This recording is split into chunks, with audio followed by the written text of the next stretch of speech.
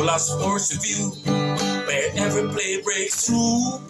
BOLAS Sports Review, the game, the glory, the truth. BOLAS Sports, review it, feel it, live it. BOLAS Sports, every legend starts here. Welcome to BOLAS Sport Review. It was 1993 on the Waka ground in Perth. Fast, bouncy, brutal Australia pitch, looking comfy. The Australians were looking comfy at 85 for 2. The crowds buzzing, and then the 6'7" tower of destruction, Curtly Ambrose. Calm, fierce, silent stare. But trust me, something terrifying is about to happen. Yes, viewers, welcome to our podcast. And on this podcast, we're gonna discuss Curtly Ambrose and his exploits in 1993 at the Waka.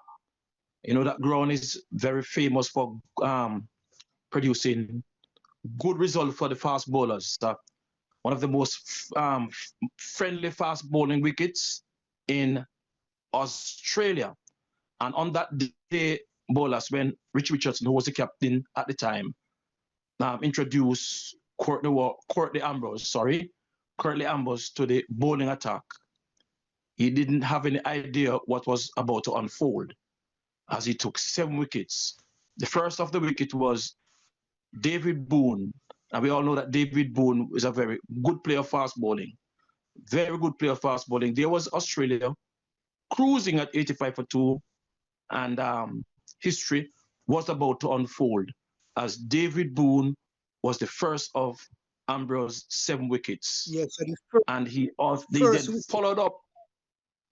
Yes. Go ahead, my brother. The first wicket was clean ball. Yes. Ambrose, so that was David Boone. Yes.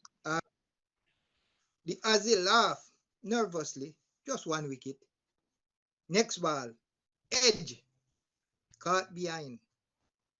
The crowd's like, wait, what's happening? In just a few deliveries, the man flipped the entire script. Pace, bounce, movement, pure fire. I can recall after that second wicket bowlers. He was then on a hat trick when he removed Alan Border for that second wicket. I know Alan Border, he was the captain, a very dogged player, very resolute at the wicket, and man for the crisis. A lot of time we have seen where Alan Border has rescued the Aussies from a situation similarly as what they found themselves in that 5th Test match. Incidentally, the Aussies and the West Indies were at 1-1, and the other 2 they were drawn, and this 5th Test was the decider, was the tiebreaker. So you know how crucial it was. Everybody was coming all out. So as I say, Curtly Ambrose, why I keep saying Courtney Walsh? Curtly Ambrose taking the ball and steamed up from the bowler's end on that bounce wicket. Go ahead, my brother. And then it get ridiculous. Ambrose took 7 wickets for 1 run. Yep, 1 run. It was 85 for 2, and then it was 119 all out. 7 as a wicket vanished in just 32 balls.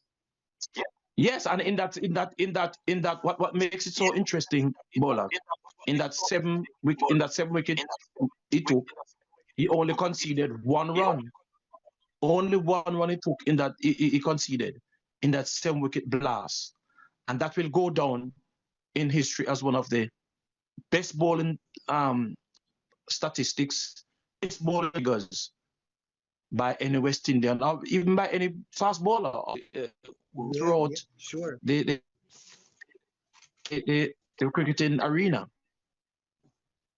So he must be applauded for that, my brother. Seven Aussie wicket vanished in just 32 balls. That's barely 5 overs. This isn't bowling. This is terror in a fast-forward scene. Fast bowling is like a fast forward. You know, you go and the thing and you fast forward the video. That's how it looked. The 7 wickets in barely 5 overs. What make Ambrose untouchable? Well, Ambrose, he has his style of bowling bowlers. He has a Yorker that is very deadly, very accurate. Those toe crushing bouncers, they are unplayable. So a lot of batsmen find it very disconcerting to even keep out those bouncers. What I think is that he was a tall 6'7" bowler. Yes, he get bounce. He had a lot of bounce. His shot of a length ball explode like a grenade. He's accurate. He barely misses a spot. He had a calm steer. Zero chatter. Just him not talk much.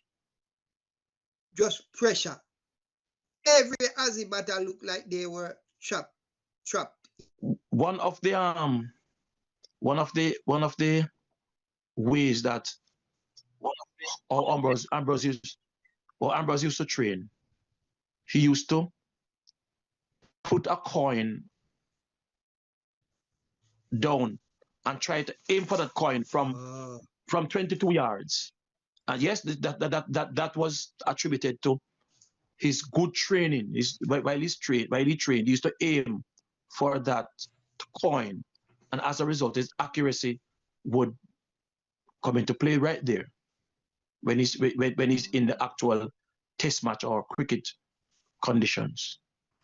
Well, viewers, they still give goosebumps after 30 years. Ambrose didn't just win a test.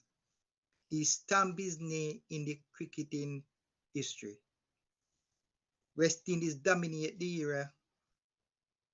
This was their empire at full power. All right, Robbie, I gotta ask a question. Which fast bowler spell that make you jump off your seat? Was it Akhtar, Brett Lee, or Bumrah? Well, as for me, 3 of them are good fast bowlers. What's unique about Shoaib Akhtar was his long bowling run-up. He used to come from way back from the side screen there and run in. He was known as the Pindley Express because he's from Pakistan. He was known as the Royal Pindley Express, right? That was the right term. The Royal Pindley Express. He used to come from way back from the boundary line, and he used to run in like a plane, man. And that was the most attractive part of his bowling. And he had good pace, very, very accurate. And we also have Brett Lee. Brett Lee was very deadly. Yeah, man, Brett Lee come at you all day, never tired. And they also have Bumrah. Well, Bumrah now, he's from India. He's still current right now, still playing. His bowling, he has some deadly Yorkers. Of all 3, well, I would give it to Brett Lee. Yeah, man, he was very combative, and I used to like to, watch him bowl. Very fast, accurate, and he come at you all day. All 3 of them, very, very unique. But to me, it's Brett Lee. You can drop your comments in the comment section, guys, who you would pick out of the 3. Yes. Yeah, well, my thing, Brett Lee was a more accurate bowler. He's more on the half stump in his time. But it comes to me like me see some man bowling more than 100 miles per hour. Well, of the 3 you mentioned, which is your pick? Which one is your favorite of all three? Yeah, I picked Brett Lee because Brett Lee was more accurate. He took more wicket in a spell for Australia. So that's the one I pick. Okay. To me, I used to watch Bumrah, and to me, Bumrah looked like he had a little, like he must have a little chop, chop the ball, you know. So look like he fling, you know. Yes, his bowling action. His bowling action doesn't look pure. Sometimes you used to say actor was, you know, was fast and foolish, you know. Yeah, so those are the, as you said, those were the glory days. Those were when you have, but you have some good player those time, no? Ambrose, Ian Bishop. Yes. Ian Bishop was good. Courtney Walsh. The next, then what the next innings? Ian Bishop takes 6 wickets, you know.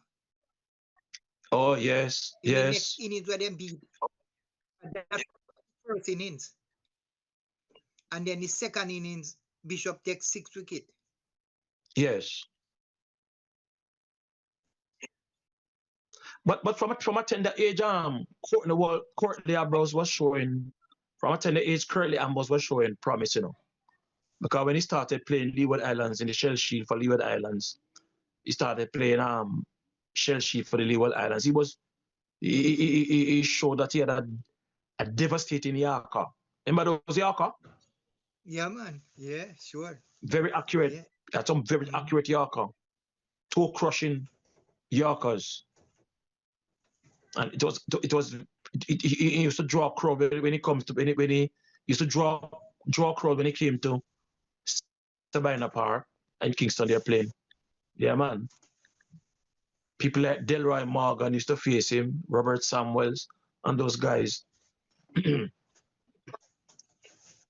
Very promising, very tall.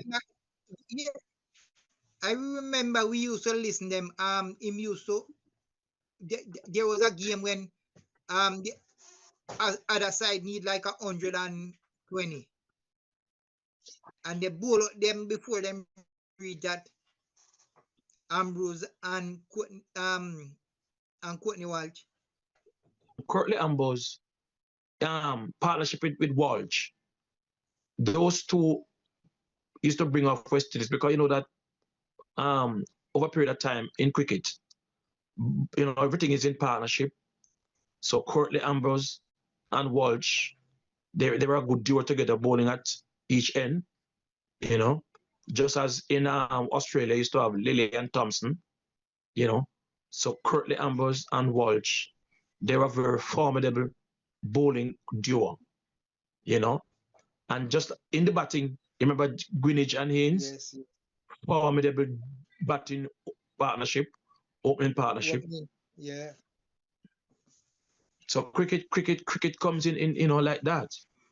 There are certain era in each country game, you know, because even New Zealand right now, New Zealand is not what they were like last year or 2 years ago, you know.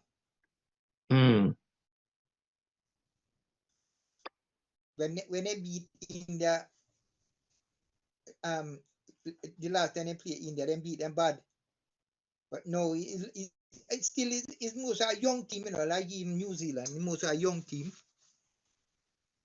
So I hope West Indies can do better in New Zealand. Like, subscribe, and share. BOLAS Sports. Oh yes.